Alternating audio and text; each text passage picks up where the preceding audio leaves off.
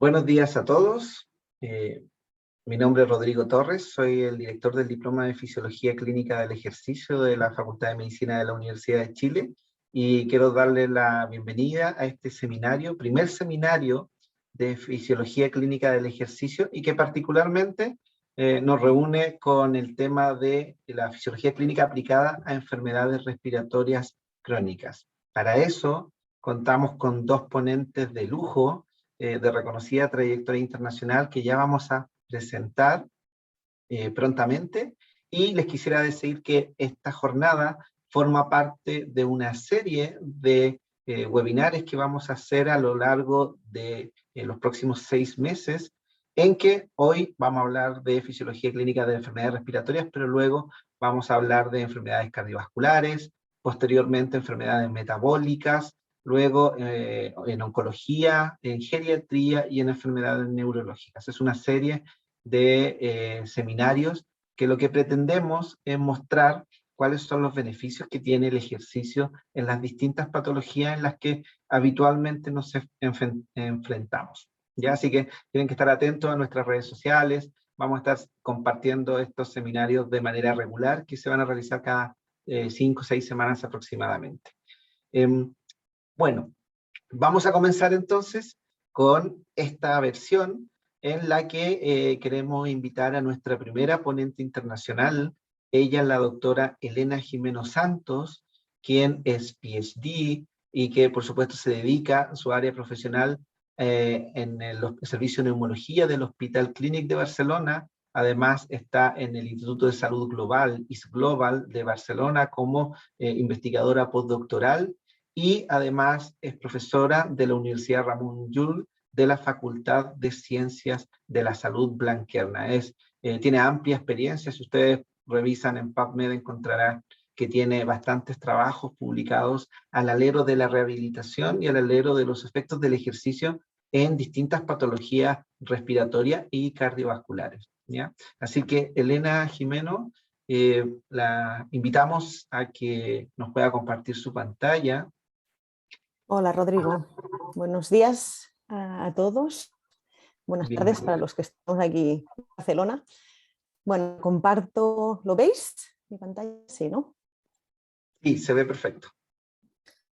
Vale, muchas gracias por la introducción y gracias por la invitación a este seminario, que además súper feliz de compartirlo con Victoria. Y bueno, vamos a hablar pues de los efectos del entrenamiento en los pacientes con EPOC, que como decías, pues forma parte del Diploma de Fisiología Clínica del Ejercicio. Por lo tanto, vamos a ver un poquito de la fisiología, ¿no? Y los efectos de estos pacientes en la intolerancia al ejercicio y cómo esto lo podemos mejorar con el entrenamiento. Es un poco el índice, o lo que voy a seguir en la presentación es básicamente brevemente una introducción de qué es la EPOC, solo como por situarnos, los mecanismos, ¿no?, que hacen que estos pacientes tengan una mala tolerancia al esfuerzo, qué es la rehabilitación pulmonar y los programas de entrenamiento físico en estos pacientes, y por último pues hablaremos de los efectos que tiene este entrenamiento en estos pacientes. Para empezar, y como os comentaba, vamos a definir brevemente qué es la enfermedad pulmonar obstructiva crónica, o también conocida como EPOC.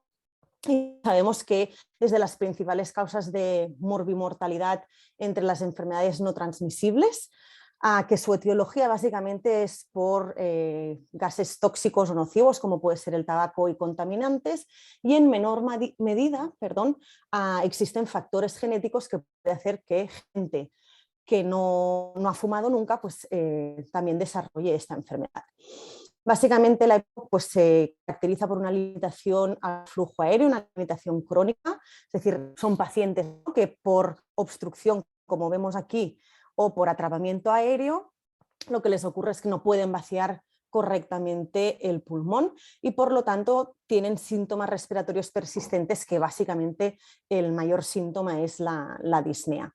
Además sabemos que aunque es una patología respiratoria, tiene manifestaciones sistémicas, como luego veremos, y esto hace que puedan tener patologías cardíacas asociadas o que puedan tener afectación pues, de la musculatura periférica, y por lo tanto para centrarnos en el tema de hoy, veremos que tienen una alteración de la capacidad de ejercicio, que son físicamente bastante inactivos y que esto además es frecuente y favorece que tengan pues, más riesgo de hospitalizar y mayor mortalidad.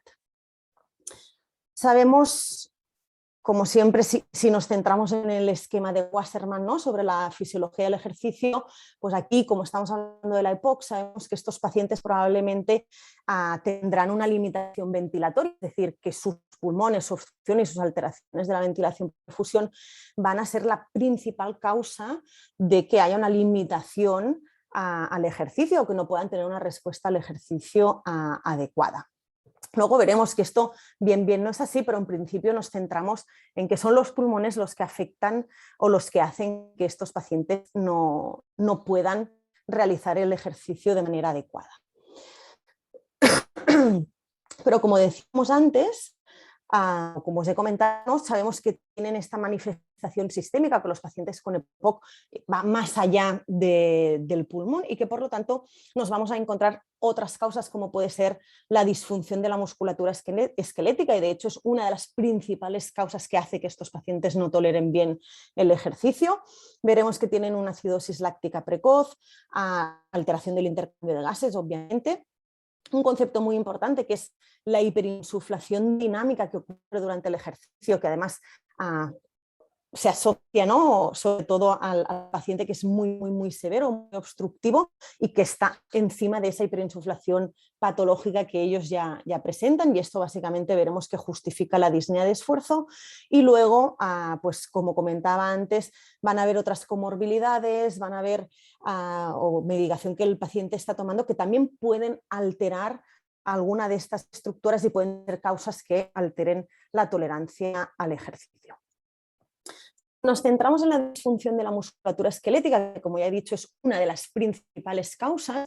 Vemos que estos pacientes, y obviamente no todos los pacientes, porque al final el EPOC, ¿no?, el paciente con EPOC es muy heterogéneo, pero como para intentar hacer una definición global de todos ellos, vemos que muchos tienen una disfunción mitocondrial, ¿vale? Es decir, sus mitocondrias realmente no trabajan como deberían trabajar, se pierde la densidad mitocondrial, tienen una presencia de células inflamatorias, hay una disminución de la actividad oxidativa enzimática, tienen además un shift o un cambio en las fibras musculares de sobre todo extremidad inferior, haciendo que tengan menor proporción de fibras tipo 1, que son las aeróbicas, ¿no?, las resistentes, las que hacen que el paciente pueda hacer más ejercicio.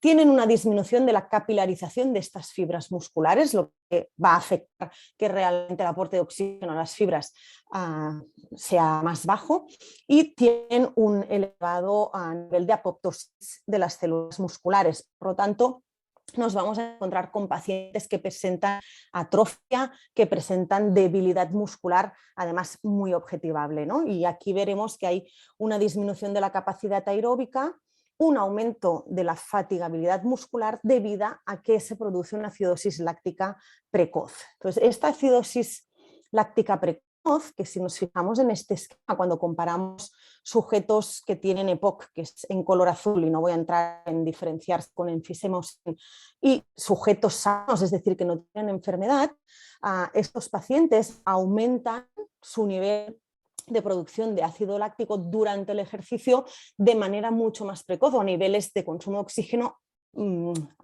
previos si los comparamos a los sujetos sanos.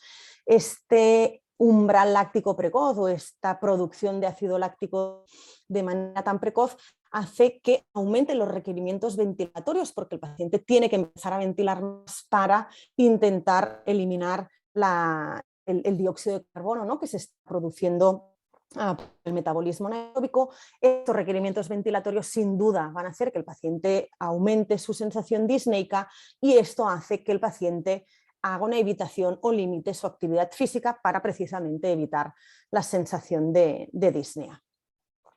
Si además de esto lo unimos con la alteración en el intercambio de gases que estos pacientes ya presentan de manera habitual, ¿no? Es decir, en su característica de su patología, aquí vamos a ver que existe pues, esta hipoventilación alveolar, que implica además que tienen un aumento del espacio muerto fisiológico, y esto hace que tengan una ineficiencia ventilatoria, es decir, cuando se hace una prueba de esfuerzo, ¿no? Lo que se ve es que esta ineficiencia ventilatoria se demuestra por un aumento en los equivalentes ventilatorios, es decir, en la manera que tiene este paciente de limpiar su CO2, ¿no? Y esto se une con lo que terminamos de explicar ahora de la producción, del ácido láctico precoz. Por lo tanto, en estos pacientes al final lo que nos vamos a encontrar es que el intercambio de gases durante el ejercicio en comparación con sujetos sanos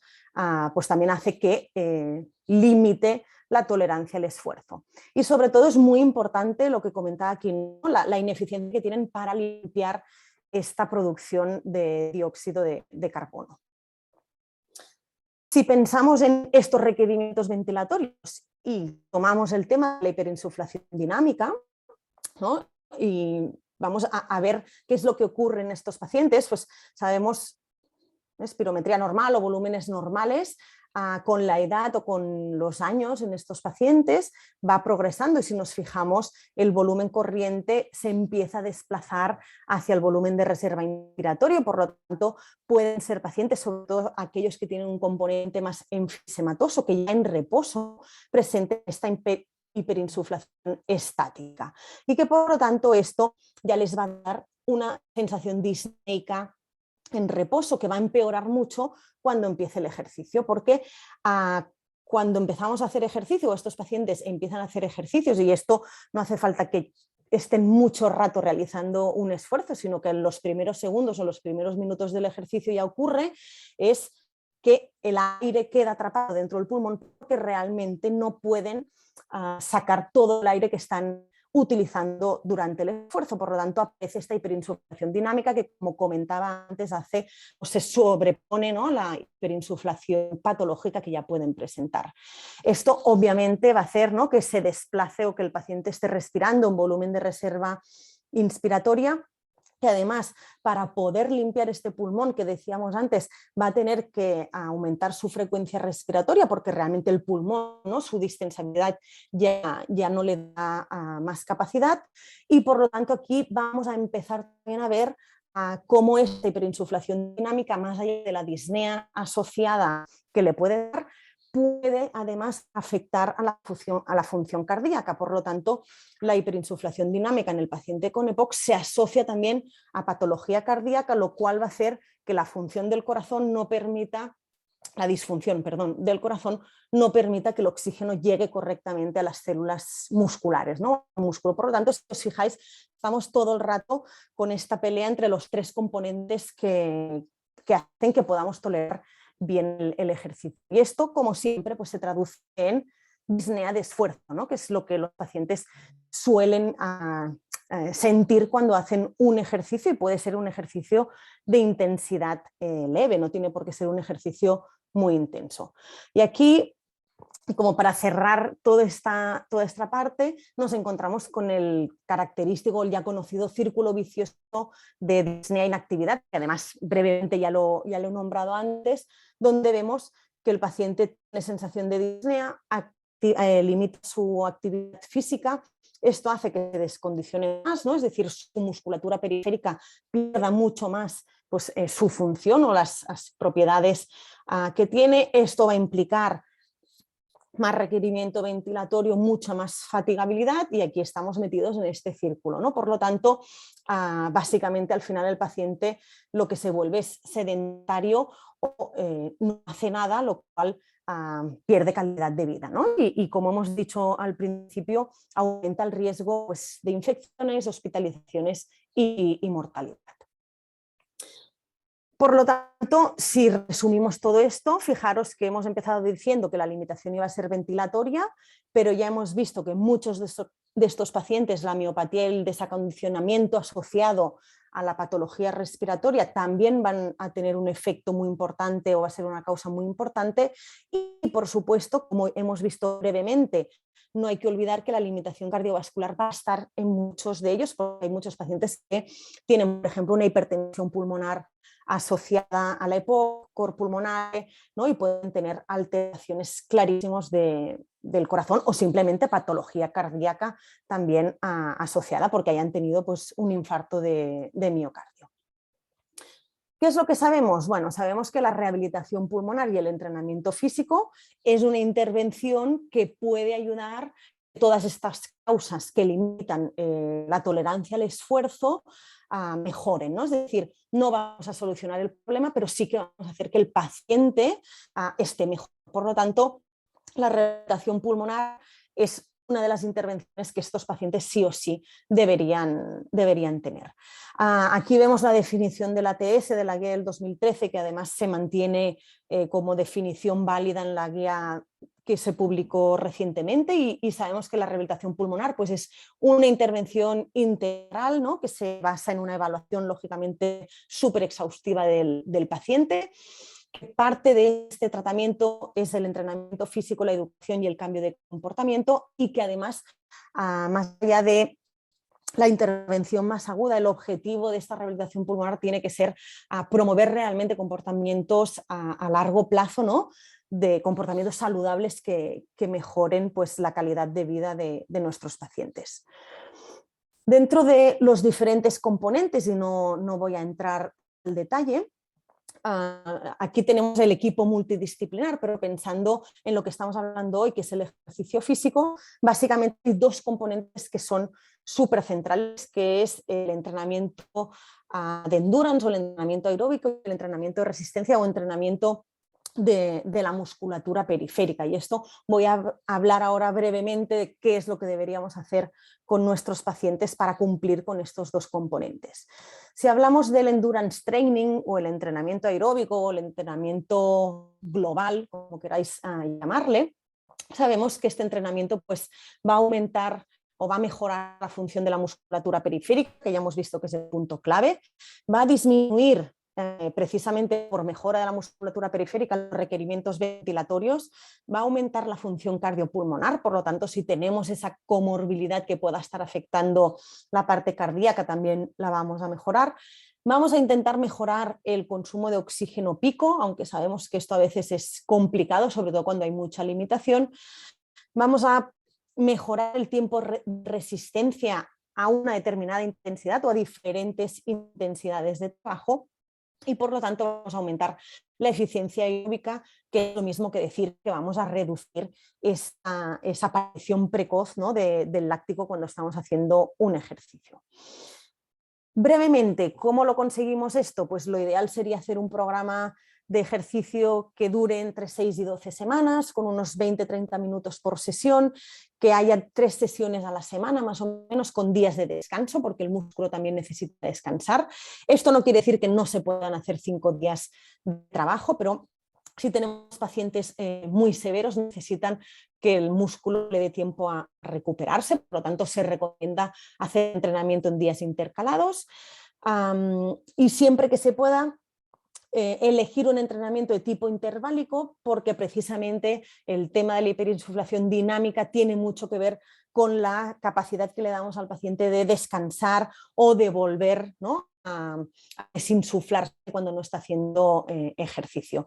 Hay que recordar además que nos vamos a encontrar a pacientes que probablemente pues, tengan desaturaciones durante el ejercicio y que hay que darles oxígeno suplementario y además aunque hay cierta controversia, pero se ha visto que los pacientes que realmente necesitan el oxígeno, su capacidad de entrenarse es mejor con este oxígeno suplementaria y luego podríamos hablar durante el rato cuál es el mejor modo de entrenamiento, que en realidad en estos pacientes lo ideal sería entrenarlos en bicicleta estática, no quiere decir que tenga que ser así, pero sobre todo para aquellos que tienen sensación disneica, y que tienen problemas de saturación durante el ejercicio, la bicicleta estática es una buena manera de empezar el ciclo ergómetro estático porque les va a producir menor sensación disneica, por lo tanto vamos a poder entrenar a más intensidad y les va a producir menor desaturación por el hecho de que no tienen que desplazar su cuerpo, no tienen que mantenerse en posición bípeda. Pero bueno, como siempre,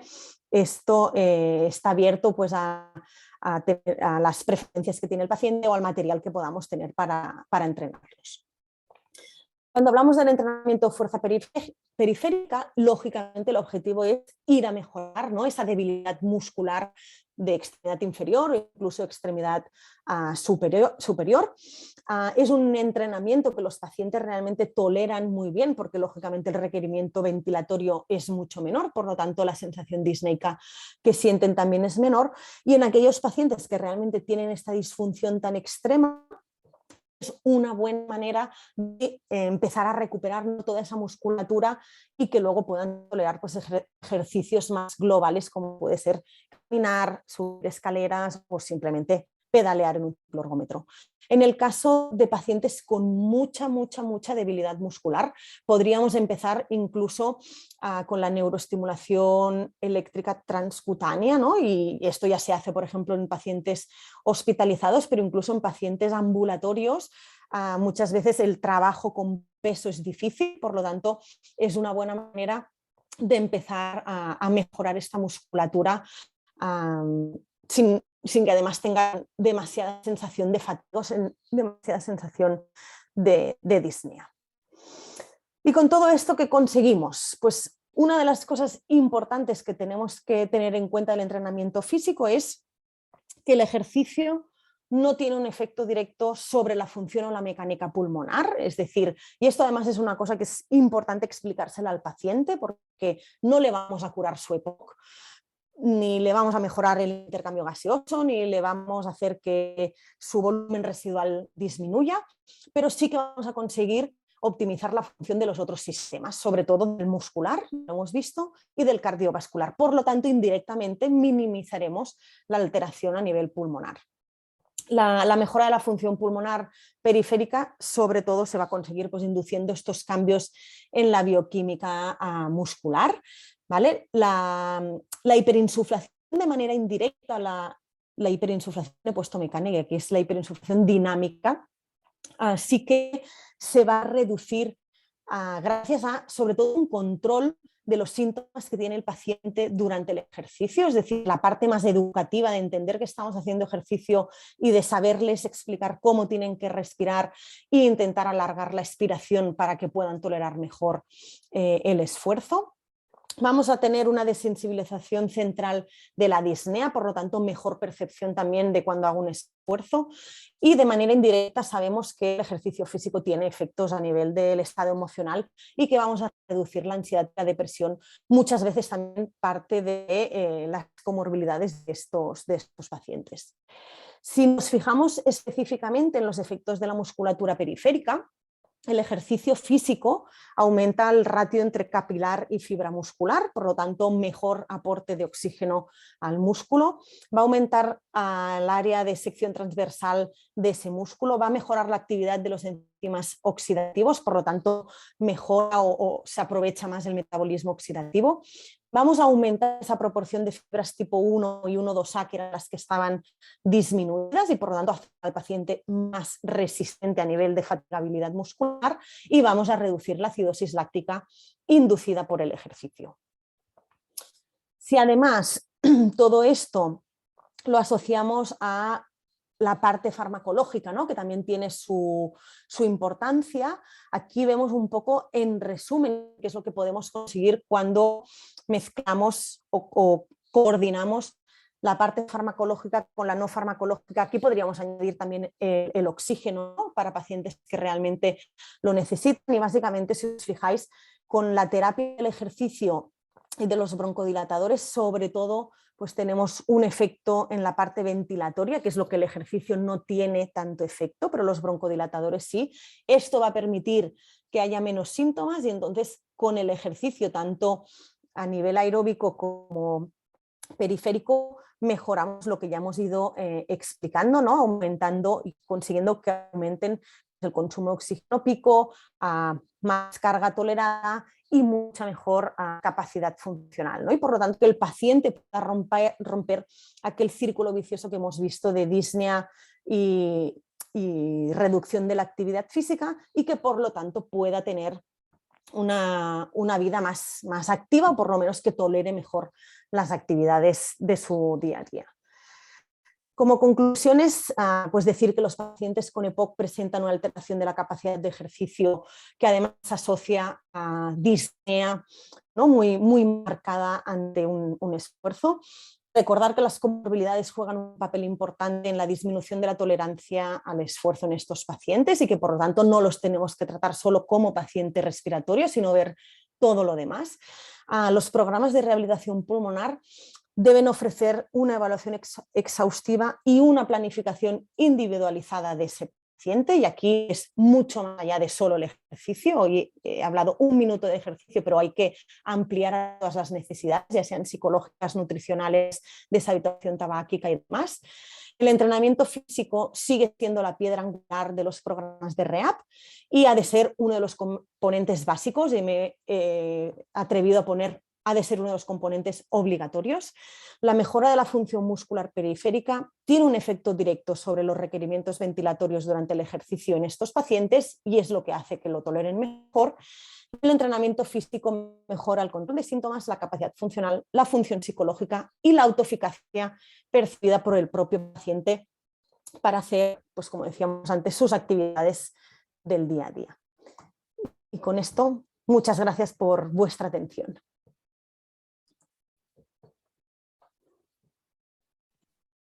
Muchas gracias, Elena, por tu presentación. Les queremos recordar a los asistentes que las preguntas las vamos a hacer al final para ambas ponencias. De todas formas, pueden ir escribiéndolas en el chat para que no se les olviden. Así que, por favor, no duden en ocupar el chat para escribirlas.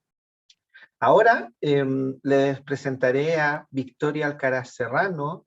Ella es una destacada fisioterapeuta de la generación joven, podríamos decir, de la Sociedad Española de Neumología y Cirugía Torácica, de la CEPAR.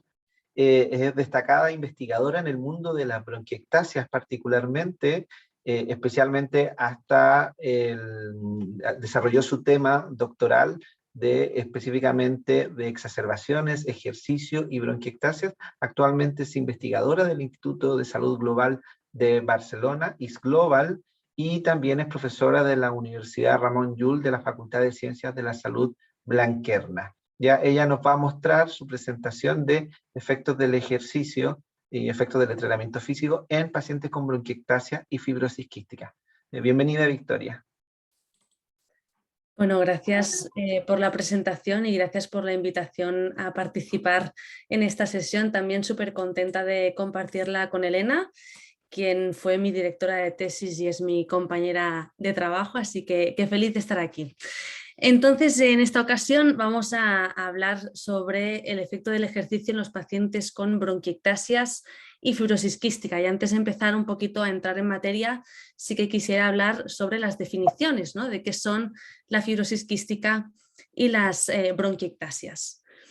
Empezando por la fibrosis quística, se trata de una enfermedad hereditaria que se causa por una mutación del gen CFTR.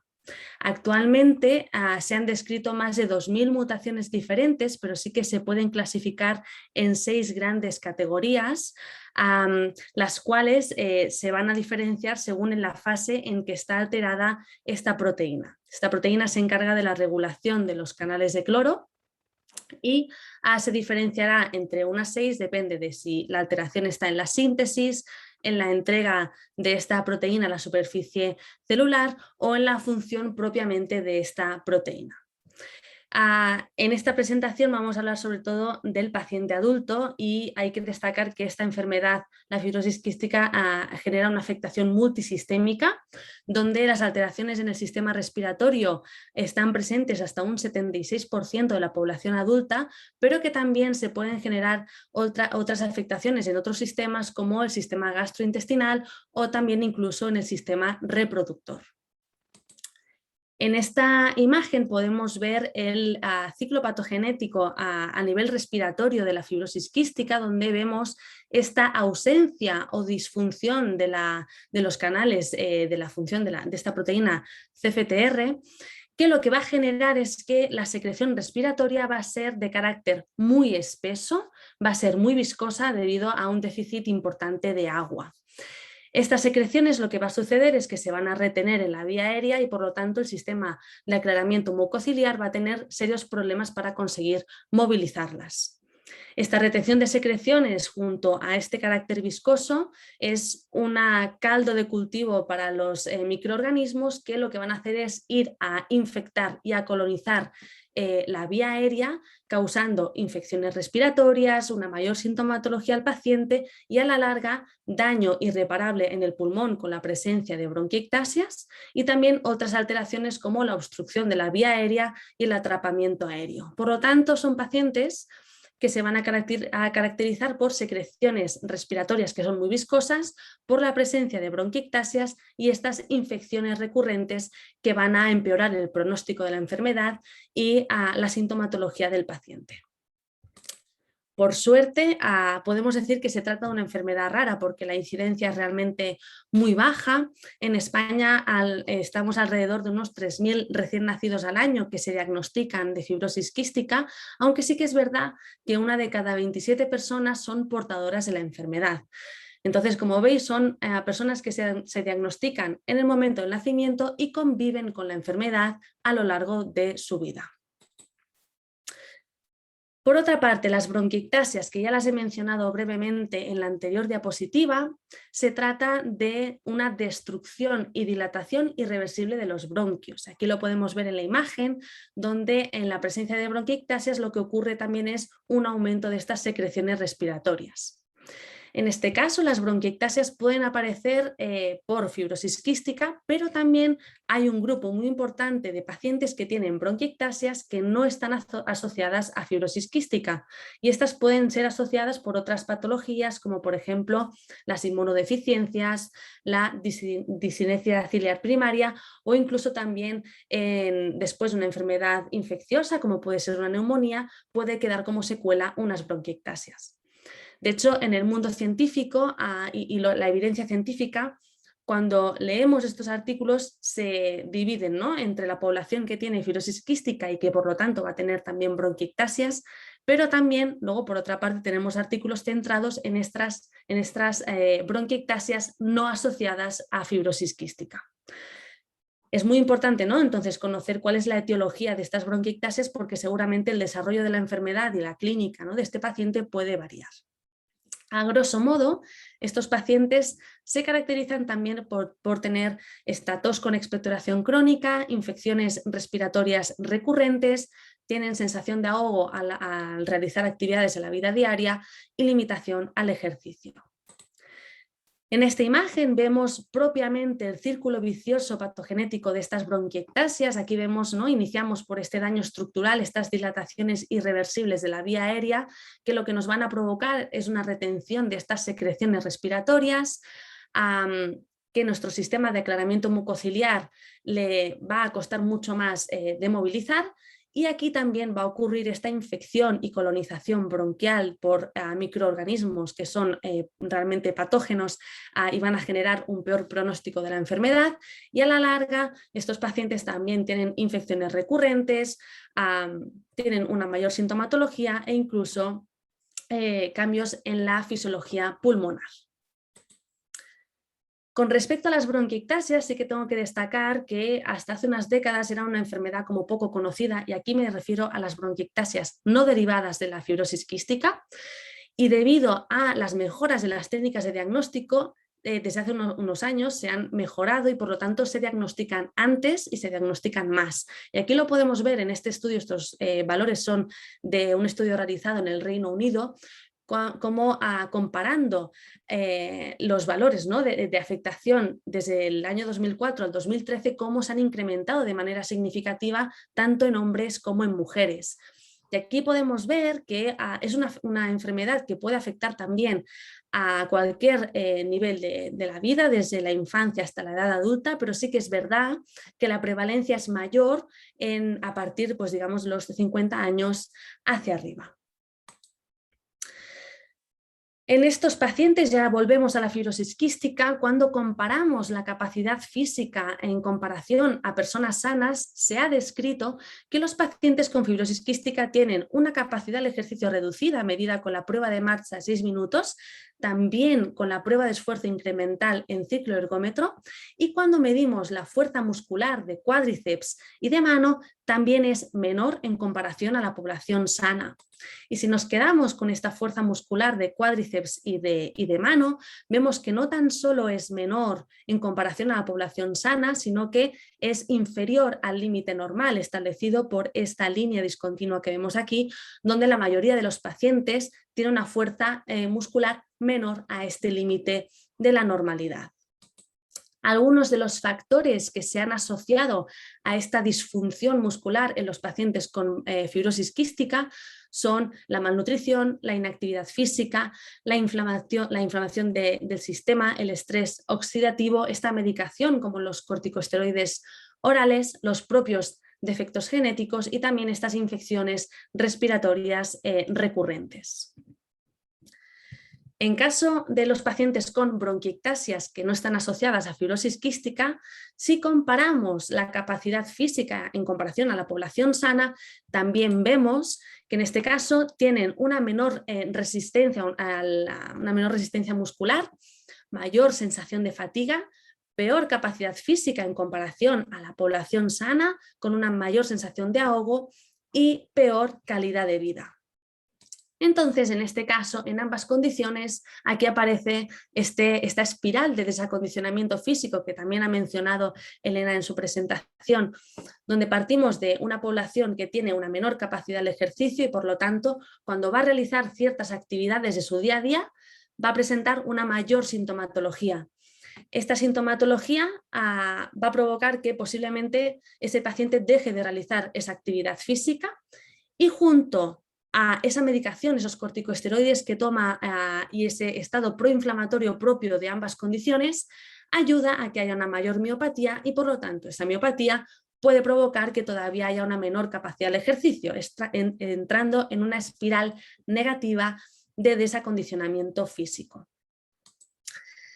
Es por eso que aquí en esta imagen podemos ver la relación entre la fuerza muscular y la edad de los pacientes con fibrosis quística, pero también en la población en general. Vemos que a lo largo de la vida, ¿no? Y conforme nos hacemos mayores, la fuerza muscular es muy probable que empiece a disminuir, pero que según el nivel de actividad física y de ejercicio físico que se realice de manera habitual, puede haber una mayor o menor pérdida de esta fuerza muscular. Aquí podemos ver, por ejemplo, en el color lila tenemos los pacientes con fibrosis quística que realizan una actividad física elevada y que además realizan ejercicio físico de manera habitual. Vemos cómo la curva se asemeja mucho a la población sana, que es esta curva azul, ¿no? Y que la pérdida de fuerza muscular es muy parecida. Pero ¿qué pasa? Aquí en color verde tenemos estos pacientes con fibrosis quística con niveles normales de actividad física, pero con baja participación en deportes o en otro tipo de ejercicio. Vemos cómo la pérdida de fuerza muscular es más importante y ya, ¿no? Lo que nos llama la atención es este color rojo, estos pacientes que son sedentarios, como la fuerza muscular es realmente, hay una pérdida realmente dramática, ¿no? Por lo tanto, los estudios, ¿no? Lo que nos motivan es a empezar a entrenar esta fuerza muscular desde edades tempranas para favorecer que esta pérdida sea lo menor posible a lo largo del tiempo, así como intentar promover que estos pacientes sean activos y que realicen ejercicio en su día a día.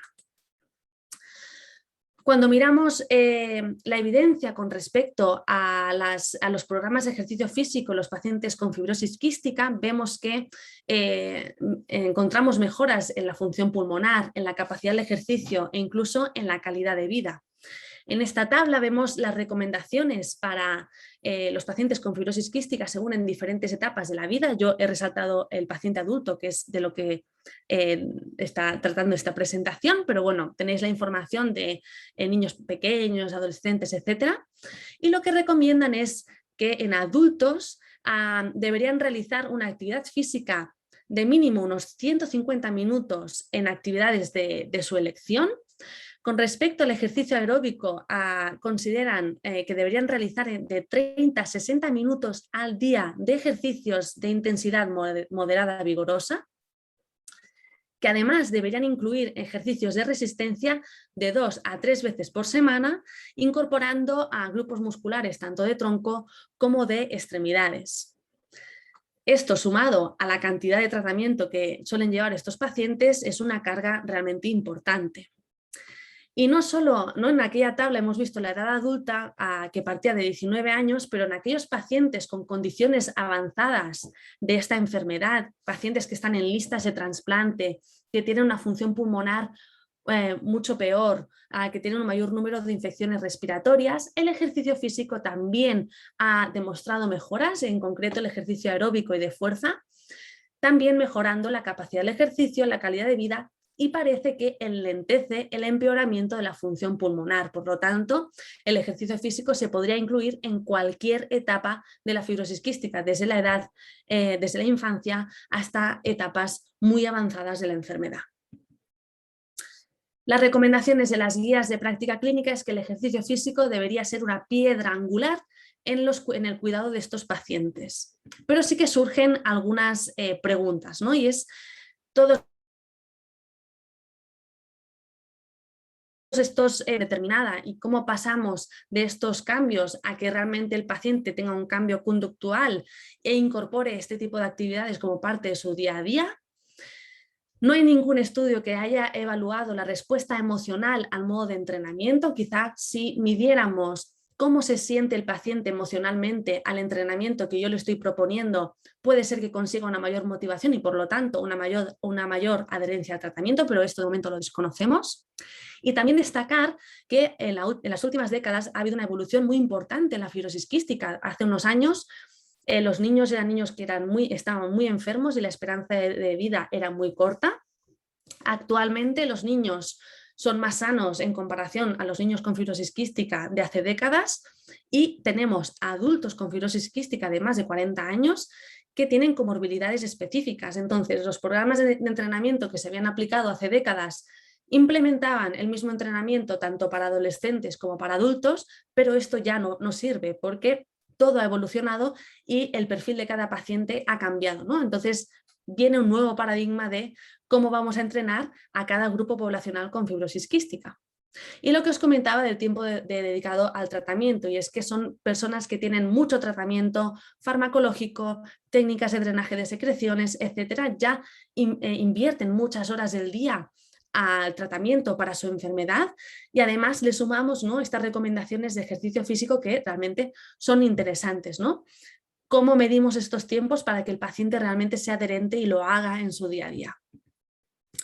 Dentro de este nuevo paradigma que os comentaba de cómo vamos a reformular estos programas de ejercicio físico para esta condición de salud, este artículo que ha salido muy recientemente propone que esta implementación debe empezar desde la infancia.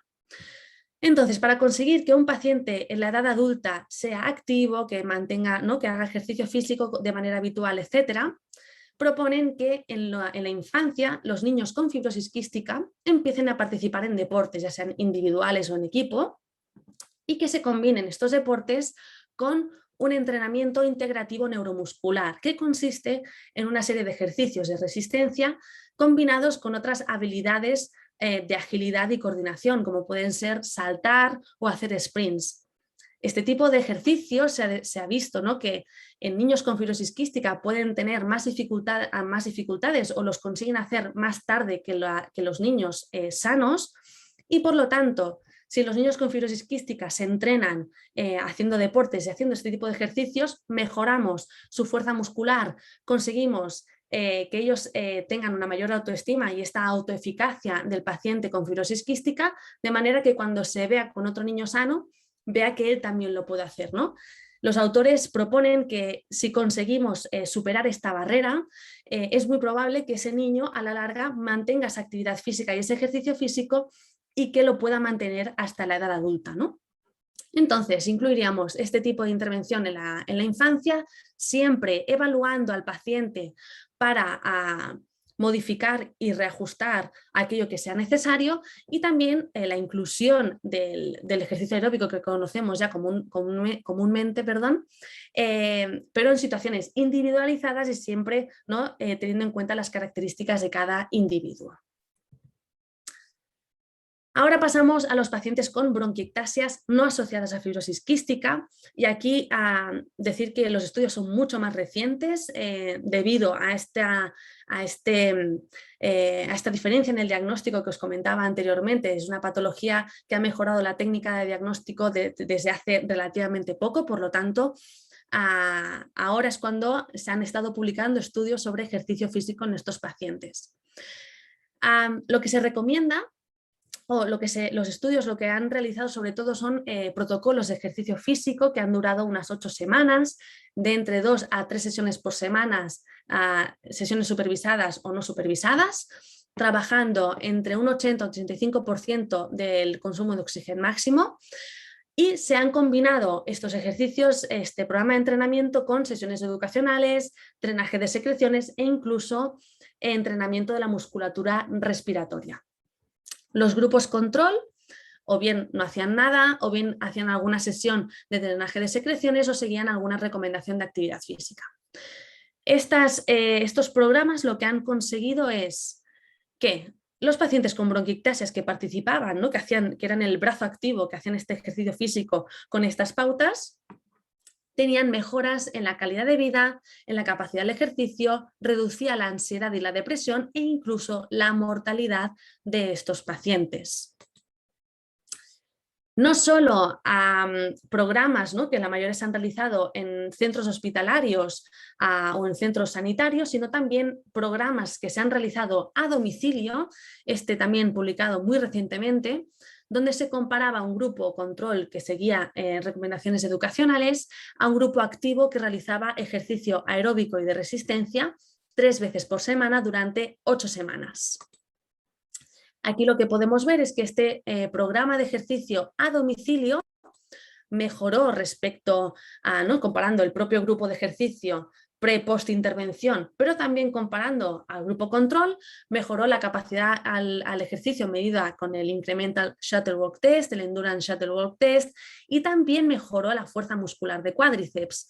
Pero el gran hándicap que nos encontramos actualmente es que conseguimos estos efectos, pero los conseguimos a corto plazo, porque cuando se valora o se evalúan a estos pacientes a medio o largo plazo, en este caso a los 6 meses, vemos que esos beneficios que se consiguieron en el programa se pierden y no se mantienen en el tiempo.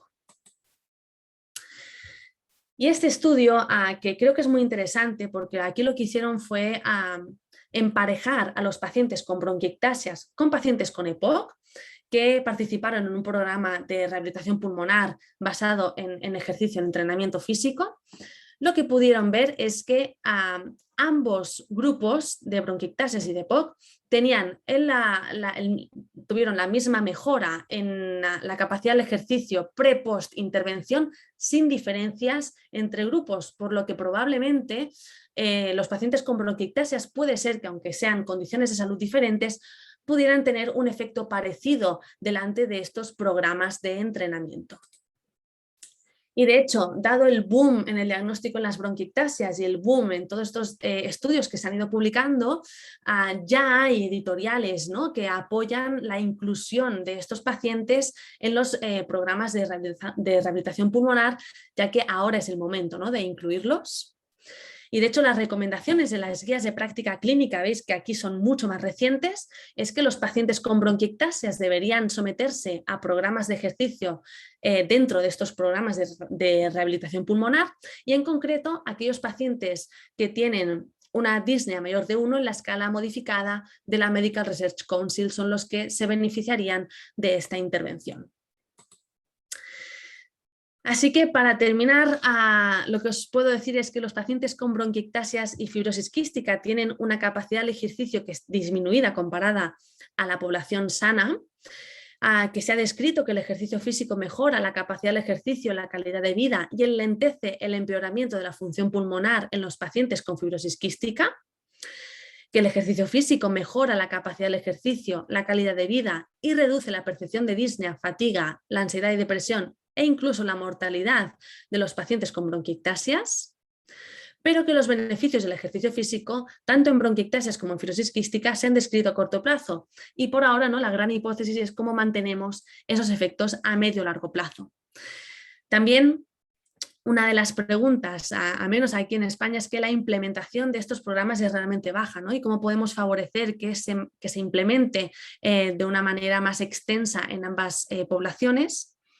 Y que parece ser que incluir el ejercicio físico desde edades tempranas parece favorecer la adherencia a largo plazo. Gracias por vuestra atención y aquí estoy para cualquier pregunta. Muchas gracias, Victoria, por tu presentación. Ambas felicitaciones porque lograron entregar el mensaje en un tiempo absolutamente razonable con lo planificado. Así que vamos a comenzar la ronda de preguntas. Hay varias y la primera que yo quiero hacer, voy a ir haciendo preguntas, una de POC, otra de bronquiectasia en ese sentido. Y la primera que quiero hacer es respecto al uso de la ventilación no invasiva en pacientes con EPOC, Elena.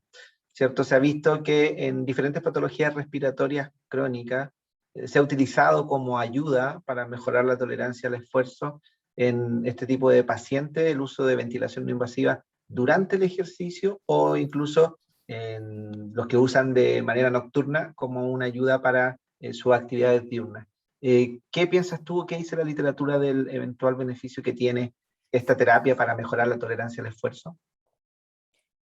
Bueno, como siempre es un tema controvertido, ¿no? Y de hecho no hay muchísima evidencia, pero sí que es verdad que los pocos trabajos que hay, los resultados que dan son bastante buenos, ¿no? Es decir, realmente el hecho de pacientes que ya de base tienen una hipercapnia, que esta hipercapnia puede empeorar durante el ejercicio, hacer entrenamiento con ventilación mecánica no invasiva va a reducir la carga de trabajo que tiene la musculatura respiratoria, ¿no? Y por lo tanto va a reducir el trabajo respiratorio y la sensación disneica, más allá de además reducir la hipercapnia. ¿Cuál es el problema aquí? El problema, como siempre, es que son equipos caros, ¿no? Y que es difícil tenerlos de manera accesible para poder entrenar a pacientes con ventilación mecánica no invasiva, que además la persona que esté con esos pacientes tiene que saber de ejercicio y de manejo de los ventiladores y tampoco es fácil. Y es cierto que para algunos pacientes, sobre todo los más severos, podría llegar a tener cierto disconfort, ¿no? El hecho de el beneficio que les da a nivel de disnea, tener la mascarilla, ¿no? O entrenar con el ventilador es más incómodo. Y en realidad ahora se está como poniendo de moda o se está hablando más, ¿no?, del oxígeno de alto flujo, que parece que tiene o puede tener más sensación de comodidad para el paciente y los efectos pueden ser parecidos, pero esto sí, en ventilación no invasiva hay poca evidencia, en alto flujo mucho menos. Entonces yo diría que solo para pacientes muy seleccionados, ¿no? Y en el caso de que puedas tener esa terapia, no. Sí, sí. Muchas gracias, Elena. Ahora tengo una pregunta para Victoria. Carolina Alvear pregunta, en relación al entrenamiento en pacientes con fibrosis quística, ¿cuáles serían los parámetros de seguridad a la hora de hacer ejercicio? Por ejemplo, saturación, frecuencia cardíaca, disnea. Gracias, Carolina. Yo, para objetivar, o sea, para controlar, ¿no?, para monitorizar el entrenamiento en estos pacientes, yo utilizaría sin duda el pulsoxímetro monitorizando la saturación de oxígeno y la frecuencia cardíaca, y la escala de Borg para ir monitorizando la percepción de fatiga y de ahogo que percibe el paciente a lo largo de la sesión. Serían los 4 parámetros que usaría durante el entrenamiento. Sí, yo quisiera solo agregar que no varía tanto con respecto a otras patologías respiratorias crónicas, no es que tengan una consideración en especial. Valentina Pérez pregunta para Elena, ¿en pacientes con EPOC es relevante el entrenamiento de la musculatura respiratoria con instrumentos específicos? Otro tema controvertido aquí. Bueno, realmente la evidencia no va ni a favor ni en contra. Y podemos encontrar muchos estudios que dicen que sí, que es necesario hacer entrenamiento de la musculatura respiratoria en estos pacientes y estudios que dicen que no. Yo, sinceramente, mi opinión personal, y es mi opinión personal, yo me posiciono en la del no. Porque realmente y no tengo experiencia porque realmente no lo aplico en los pacientes porque creo que no es necesario, pero el hecho de que muchos de estos pacientes tienen una alteración de su mecánica ventilatoria debido pues, a la hiperinsuflación patológica ya hace que el diafragma, ¿no?, y la musculatura no esté en una posición óptima para trabajar y por lo tanto entrenar esa musculatura muchas veces podría fatigarlos más de lo que ya están, pero esta es mi opinión al lado de los que opinan que no. Sin embargo, puedes encontrar evidencia que sí, ¿eh? No sé si haré algún seminario específico de esto, Rodrigo. Creo que sí, ¿no?, que hay algo previsto Sí, vamos a en hablar algún momento. específicamente de entrenamiento de músculos inspiratorios porque al final llegamos a la misma conclusión que siempre lo que falla es la selección de los pacientes, Exacto. los distintos protocolos. Entonces, mientras pase eso, vamos a seguir con esta respuesta hasta el 2030 probablemente. Mario Chávez pregunta, y yo creo que es en base a la presentación de Victoria, es cómo se evalúa el cambio de conducta en estos pacientes. De todas formas, como es conducta de paciente respiratorio crónico, también la puedes contestar tú, Elena, si sientes que puedes decir algo. Bueno, entiendo que va en relación al comentario que he hecho sobre si evaluáramos, ¿no?, la emoción del paciente o la experiencia emocional en cuanto al modo de entrenamiento. Creo que igual va por ahí. Eso es una propuesta ¿no?, que lanzan desde el artículo, pero que es algo que no se ha realizado y por lo tanto no proponen cómo medirlo. Igual aquí Elena me puede echar un cable en cómo medir los cambios de conducta en estos pacientes o la experiencia más en EPOC, que es donde más se ha realizado, porque en bronquiectasis y fibrosis quística aquí vamos un poquito más atrás. Otra pregunta controvertida. Está bien, que salgan estos temas en los que no hay respuesta.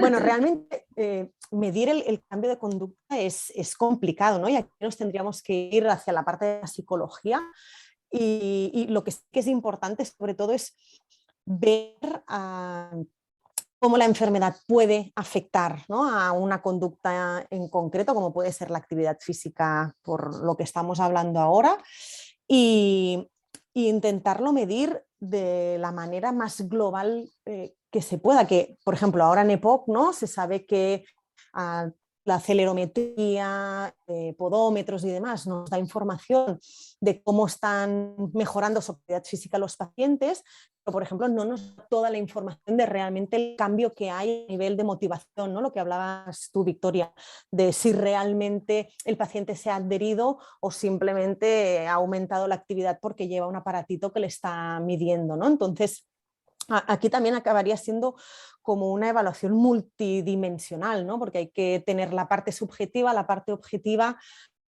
y realmente es complicado, o sea, no es fácil de medir. Que no puedo dar una respuesta tampoco súper concreta. Muchas gracias a ambas. Aquí hay una pregunta un poco larga, así que Elena también te pido que la leas. Yo la voy a leer, pero también para que la leas puedo perder la concentración. Orlando dice, un paciente con EPOC que desatura bajo 88% en su entrenamiento en ciclo ergómetro, limitando su intensidad de trabajo y decide suplementar con oxígeno durante el entrenamiento, ¿cómo regulo ahora la intensidad del ejercicio? ¿Según sintomatología o porcentaje de frecuencia cardíaca máxima o porcentaje de watt máximos, de vatios? Una vez terminado el entrenamiento en cicloergómetro, ¿cuánto tiempo debe continuar con oxigenoterapia hasta su destete? El retiro de la oxigenoterapia. Sí. Bueno, yo aquí lo que diría es, al final, la intensidad de trabajo, lleve o no lleve oxígeno, lo vamos a hacer de la misma manera, ¿no? Es verdad que el paciente que lleva oxígeno hay que intentar que la suplementación haga que ese oxígeno esté por encima de 88, pero también sabemos que ante pacientes crónicos muchas veces la desaturación la toleran bien y por lo tanto yo diría guiarnos por sintomatología a escala de Borg y hacer la planificación en función de la carga máxima, si es que se tiene, o sea, los watts máximos, como dice Orlando, si es que se tiene una prueba de esfuerzo. Es decir, no cambia tanto el hecho de que el paciente vaya con oxígeno o no. Sí que es verdad que al principio cuesta a lo mejor encontrar pues, qué FiO2 le pones o si le decides ponerle canulitas nasales o mascarilla para entrenar. Pero ya está, o sea, una vez regulas el nivel de oxígeno que necesitas, la prescripción o la planificación es la misma de intensidad.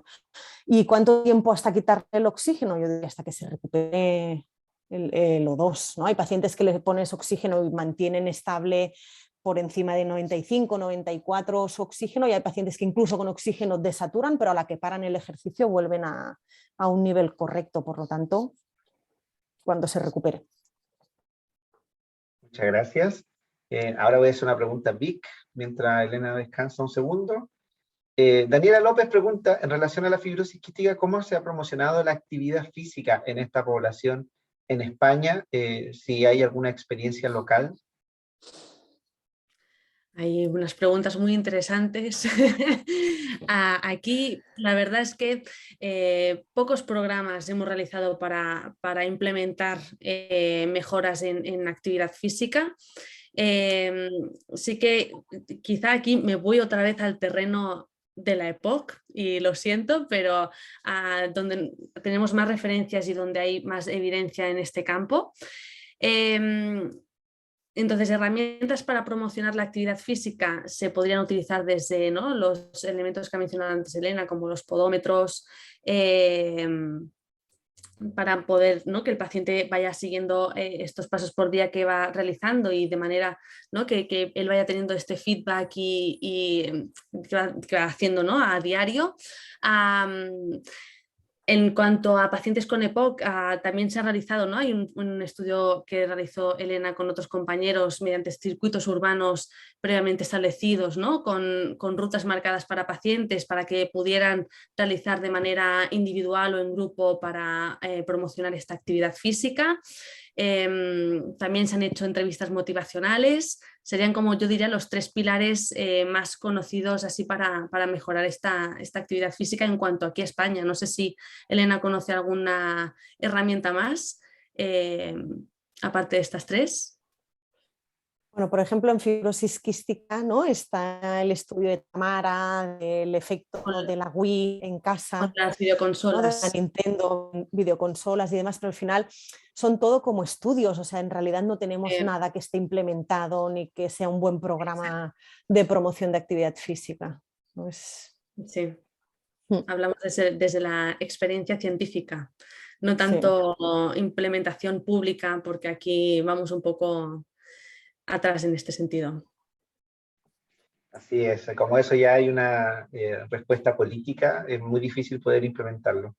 Exacto. Valeria Manubén pregunta para Elena, en pacientes con EPOC, en cuanto a que el ejercicio genera un aumento de la musculatura periférica y eso disminuye los requerimientos ventilatorios, ¿cómo sucede esta disminución? Ya que entiendo que al aumentar la musculatura habría un aumento de los requerimientos de oxígeno. Sí, o sea, obviamente cuando hacemos un ejercicio, ¿no?, aumenta el consumo de oxígeno, aumenta el requerimiento de oxígeno, pero en este caso hay que entender ese círculo que he comentado al principio que tiene que ver con la propia disfunción muscular y el hecho de que esa disfunción genera pues, o la atrofia, ¿no?, de las propias fibras genera una aparición de ácido láctico de manera muy precoz, es decir, a los pocos minutos o a los pocos segundos de hacer ejercicio, y este ácido láctico, al final, por resumirlo de manera muy rápida, hace que el paciente tenga más CO2 que tiene que eliminar. La manera de eliminarlo es ventilando más. Por lo tanto, si con el entrenamiento mejoramos la resistencia de ese músculo, mejoramos que el láctico no se active tan rápidamente a nivel ventilatorio, el requerimiento, ¿no? La necesidad de ventilar más va a aparecer también de manera más tardía. Es por esto, la disminución. Muchas gracias. María Belén Santa Cruz, también de EPOC, dice, en relación al EPOC severo, ¿con qué técnicas contrarrestan la hiperinsuflación dinámica, además de la técnica de labios fruncidos? Me imagino que aplicado al ejercicio. Sí, bueno, labios fruncidos obviamente es lo mejor que podemos aplicar cuando un paciente, ¿no?, está disneico y realmente lo vemos que tiene mucha hiperinsuflación dinámica. También se podrían utilizar dispositivos PEP, es decir, al final los labios fruncidos pues es una presión expiratoria fácil de realizar porque no necesitamos nada, pero se podría entrenar utilizando dispositivos que hacen, ¿no?, aplican presión expiratoria positiva y que por lo tanto ayudarían a reducir esta hiperinsuflación dinámica. Y luego están las típicas cosas que el paciente muchas veces ya asocia pues a los labios fruncidos, como puede ser el apoyo de extremidad superior y cerrar, ¿no?, la cadena de los brazos para intentar liberar más la musculatura respiratoria y poco más. O sea, en realidad aquí, por ejemplo, la ventilación mecánica no invasiva, que hablábamos antes, sí que también sería una ayuda, ¿no?, si nos ponemos a buscar algo un poco más complejo. Ya. Aquí espero pronunciarlo bien, Carlos. Dice, ¿han evaluado los cambios en variables inflamatorias, leucocitos, citrinas, por ejemplo, en ambos casos, que me imagino que serán ambas patologías, pero en ectasa, fibrosis quística y en EPOC, considerando el surgimiento del inflammaging, no sé si se pronuncia así, pero bueno, esta inflamación asociada al aumento de la edad, ¿cierto? Como hallmark en patologías crónicas. Muy específica la pregunta. ¿Se puede pasar palabra? Sí. No, Bueno, sí. Vic, ¿quieres hablar tú? Que igual, ¿quieres responder tú? Mira, yo lo que te puedo decir es que actualmente no hay estudios que hayan evaluado parámetros inflamatorios en bronquiectasis y fibrosis quística, que probablemente es muy probable que tenga un efecto, yo estoy convencida, pero el dato no lo tenemos. Y sí que también puedo decirte que vi que hay un estudio en marcha desde hace ya un par o 3 de años que uno de sus outcomes principales es la PCR, así que la proteína C reactiva, así que puede ser que te pueda responder a esa pregunta en un tiempo, pero ahora mismo no tenemos información al respecto. De hecho, también aquí es verdad que probablemente las patologías son diferentes, ¿no? Porque el EPOC, aparte de que ya por edad ya es mayor que, por ejemplo, pacientes con fibrosis quística, incluso que bronquiectasia, ¿no?, porque suelen ser más jóvenes. En EPOC sí que hay muchos estudios en realidad, ¿no?, que hablan de la inflamación y de los efectos del ejercicio. No sé tanto si esta inflamación asociada a la edad, pero bueno, lo que sí que se ha visto es, por ejemplo, en pacientes, y esto hay varios estudios clásicos, ¿no?, en pacientes con EPOC con un índice de masa corporal muy bajo, con muy baja masa muscular, los que se llaman los low BMI, ¿no?, los que tienen un fat free mass muy, muy, muy bajo, los efectos del ejercicio a nivel inflamatorio pueden tener cierto favorecimiento de más inflamación. Por lo tanto, volvemos a estar en lo de siempre, que cuando hablas de los efectos del ejercicio hablas en general, pero es verdad que hay que ver, ¿no?, específicamente a cada paciente cómo hay que aplicar estas intervenciones, porque sí que hay ciertos pacientes que no responden bien al ejercicio precisamente porque les aumentas todas estas variables inflamatorias con el ejercicio tanto agudo como crónico.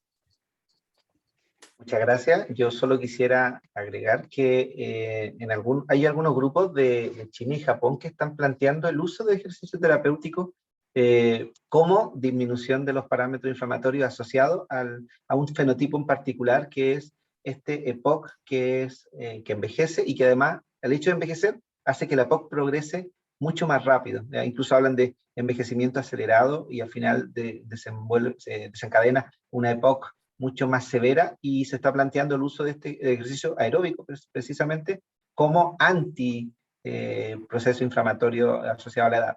Pero más se está investigando en asma, ¿ya? En asma sí se ha visto que disminuyen los parámetros inflamatorios y los miden con fenos generalmente. Hay varias preguntas. ¿Puedo añadir una cosa? De manera general sabemos que el ejercicio tiene el efecto antiinflamatorio, ¿no? Por lo tanto, casi siempre la respuesta es positiva a estos cambios. Sí, sí, excepto en casos muy concretos. Perfecto. Héctor Gómez hace una pregunta de adherencia. Dice, ¿cuál es el porcentaje de adherencia en los pacientes que ustedes rehabilitan en España? Yo creo que más bien referirnos al umbral de adherencia, creo yo, más que el porcentaje de adherencia. ¿Cuál es el umbral y el porcentaje que ustedes determinan como efectivo? Entiendo que rehabilitación supervisada, ¿no? El típico entrenamiento que haríamos, o sea, no pensando tanto en los cambios de conducta que hablaba Victoria, yo diría que se mueve alrededor del 70-75%, pero lo estoy diciendo así un poco sin saber exactamente todo el mapa, ¿no? de los sitios donde hacen rehabilitación en España. Sí, pero alrededor de un 60-70, podríamos decir, de pacientes se adhieren bien al programa. Paciente POC, que es diferente al paciente asmático, que es diferente a... Sí, yo puedo decir que el paciente con hipertensión pulmonar particularmente, la adherencia es súper adherente porque claramente tiene una afectación tan importante en su calidad de vida y realmente lo ve como una amenaza inminente a su vida. Santos de Perú, hola Santos, ¿cómo estás? Nos pregunta, ¿el entrenamiento en el paciente con EPOC es posible el entrenamiento de alta intensidad, el HIIT, famoso HIIT? Por supuesto que es posible. Yo no hago otra cosa que HIIT. Sí, es posible y además los efectos, en realidad, si te miras toda la literatura, la conclusión que acabarías sacando es que si entrenas con HIIT o entrenas a intensidad moderada, los efectos son más o menos similares. Pero es cierto que el entrenamiento de alta intensidad consigue efectos más rápido y aunque parezca contradictorio, muchas veces en estos pacientes que tienen más sintomatología asociada, sintomatología respiratoria, lo toleran mucho mejor por el hecho de que cuando haces alta intensidad también utilizas, ¿no? El interválico, utilizas pues, estos periodos de descanso, que sé que lo he nombrado así muy rápido durante la presentación, pero estos periodos de descanso precisamente permiten que se recuperen de esa hiperinsuflación dinámica y que por lo tanto puedan tolerar más tiempo de ejercicio y más intensidad que si, por ejemplo, hacemos un entrenamiento de una intensidad más moderada, pero continuo, ¿no? sin periodos de descanso. Por lo tanto, sí, o sea, es posible y además se recomienda curiosamente en aquellos que son más severos. Luego pasa lo de siempre, que hay gente que lo tolera y hay gente que no, pero igual que en nosotros. Muchas gracias, Elena. Vamos a hacer las últimas dos preguntas en honor al tiempo. Pero son preguntas muy interesantes. De hecho, esta se la quería hacer yo a Victoria también. Gabriel pregunta, ¿se benefician los pacientes de la fisioterapia respiratoria previa al ejercicio? ¿Mejora su tolerancia al ejercicio? Elena habló de algunas estrategias para disminuir la hiperinsuflación dinámica, ejercicio interválico, uso de cicloergómetro. ¿Existen otras estrategias que mejoren esta tolerancia al ejercicio, Victoria?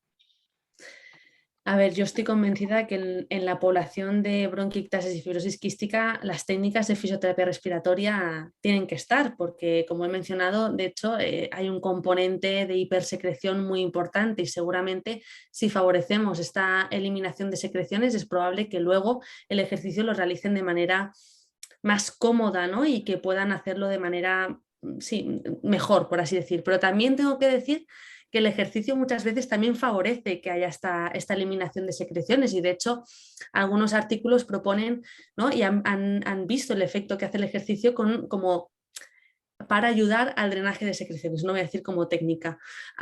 Entonces sí que es verdad que hay que pensar, yo pienso en el tiempo de tratamiento en el paciente, si da tiempo a hacer una técnica de drenaje para favorecer esta limpieza antes del ejercicio mejor y si no, pues pensar que el ejercicio también le va a ayudar al paciente a drenar las secreciones y de hecho los pacientes siempre te dicen que no, es que cuando hago ciertas actividades, ostras, noto que elimino secreciones, entonces van de la mano seguro. Muchas gracias, Victoria. Y aquí hay una pregunta muy interesante de Héctor Gómez, que es respecto al número de pasos diarios. Dice, ¿cuál es el número ideal de pasos que se le puede pedir a los pacientes como incentivo de la actividad física? Dice, tengo entendido que es del orden de los 8.000, Elena. Bueno, aquí volvemos a lo mismo. Lo general sería estar por encima de 7.000, lo ideal. Si llegas a los 10.000, fantásticos, pero hay que situarse en dónde estamos, ¿no? Y tenemos pacientes que pueden ser muy, muy, muy sedentarios y que a lo mejor realicen 1.000 pasos al día y no podemos pedirles que de 1.000 pasen a 8.000, por mucho que la literatura diga que para ser activo tienes que estar por encima de los 7.500, ¿no? Por lo tanto, la promoción de actividad física, los pasos que nuestros pacientes deben dar, también es una intervención que se ha de individualizar. Porque si tenemos a un paciente que hace 1.000 y pasamos o conseguimos a que haga 4.000, aunque esté en la línea de sigue siendo sedentario, hemos incrementado 3 veces, ¿no?, la cantidad de pasos y de actividad física que hace. Por lo tanto, yo diría que no nos pongamos un límite, sino que pongamos cuál es el objetivo real para este paciente. Pero bueno, sí, por encima de los 7.500 empieza a ser activo de manera general. Y si puedo añadir algo, que estoy 100% de acuerdo con Elena, y de hecho yo añadiría que incluso hay que pactar con el paciente cuánto está dispuesto él también a incrementar, ¿no? Porque igual tú le puedes proponer 5.000 y para el paciente es una montaña, entonces hay que individualizar y pactar, ¿no? Y hacer participar al paciente de esas propuestas y esas mejoras. Muchas gracias. Esa era la última pregunta, pero no puedo no responder una que tiene mi nombre. Natalie dice, Rodrigo, así que la voy a contestar. Dice, ¿qué nos podrías contar sobre la rehabilitación respiratoria en Chile, principalmente en el sector público APS o atención secundaria? Bueno, la rehabilitación respiratoria en Chile al inicio fue al alero de, por supuesto, esfuerzos individuales, pero ya el año 2013 el Ministerio de Salud emitió una normativa que establecía rehabilitación en atención primaria. Más o menos difícil de implementar en un comienzo porque estaba la normativa pero no los recursos, pero de a poco se fueron comprando cicloergómetros, treadmill y equipamiento en general para las salas, y evidentemente de acuerdo a la disponibilidad de cada centro se pudo implementar de mayor o menor medida. Yo creo que yo siempre he dicho que Chile en general tiene un mayor manejo de rehabilitación que el resto de los países de la región, porque hay programas estatales que lo fomentan, lo mismo que sucede en Colombia. Y yo creo que estamos bastante bien, yo soy optimista con respecto a esto. Sin duda lo planteo en la atención primaria, que es donde están en control los pacientes con enfermedades respiratorias crónicas. Y bueno, con el COVID ha habido un boom y muchos servicios de salud están haciendo rehabilitación de vía telemática y con vía presencial. Así que yo creo que en este sentido estamos más o menos bien, y además que, si se acuerdan, el presidente de la República mandó un plan con 11.000 millones de pesos que incorporaba 3 o 4 puntos, y uno de ellos era rehabilitación post-COVID, y contempla, está en el papel todavía porque está entrampado en el Ejecutivo, pero contempla la creación de salas de rehabilitación para pacientes post-COVID por un periodo al menos de 6 meses. ¿Ya? Así que yo creo que dentro de la región estamos más o menos bien. Nunca es el ideal, porque hay muchos pacientes que no tienen el acceso. ¿Ok? Y bueno, muchas gracias a todos por su asistencia el día de hoy. Queremos agradecer a Victoria, a Elena, las vamos a seguir viendo seguro en nuestro diploma, en los congresos, no solo chilenos, latinoamericanos, y bueno, en los de la sociedad europea, como siempre. Y les queremos agradecer nuevamente haber estado con nosotros. Muchas gracias. Y gracias a todos. Nos vemos en unas 6 semanas más con el seminario de rehabilitación cardiovascular. ¿Ya? Muchas gracias. Que estén muy bien. Chao, chao. Gracias. Muchas gracias. Hasta pronto. Adiós. Adeu. Perfecto.